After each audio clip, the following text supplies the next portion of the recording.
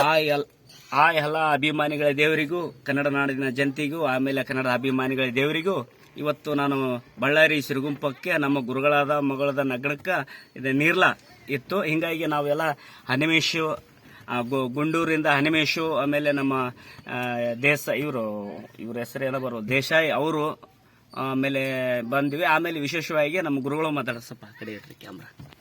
ಇವತ್ತು ಸಿರುಗುಪ್ಪದ ಗ್ರಾಮ ತಾಲೂಕಿನಲ್ಲಿ ಮಲ್ಕಾಪುರ ದೊಡ್ಡಬಸವರಿಯ ಗವಾಯಿಗಳವರ ಪುತ್ರರಾದ ಮಹಾದೇವ ಸ್ವಾಮಿ ಮಲ್ಕಾಪುರ ಇವರ ಒಂದು ಮಗಳ ಇವತ್ತು ರಿಸೆಪ್ಷನ್ ಇದೆ.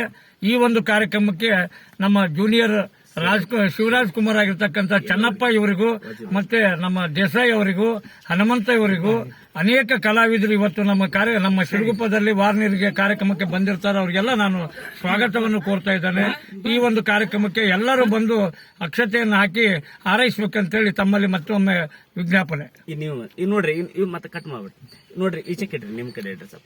ಇವರು ನಮ್ಮ ಯಲಬುರ್ಗಾ ತಾಲೂಕಿನ ಕುಕ್ನೂರು ಗುದ್ನೆಪ್ಪ ಮಠ ಅಲ್ರಿ ನಿಮ್ದು. ಅವರು ಚನ್ನಬಸವ ಅಂತ ನಮ್ಮ ಅರ್ಥಂಬ್ರಕ್ಕರೆ, ಯಾಕಂದ್ರೆ ನಮ್ಮ ಗುರುಗಳ ಮಿಸ್ಸಸ್ ಇವ್ರ ಮಿಸ್ಸಸ್ ಅಕ್ಕ ತಂಗಿ ಅಂತೆ.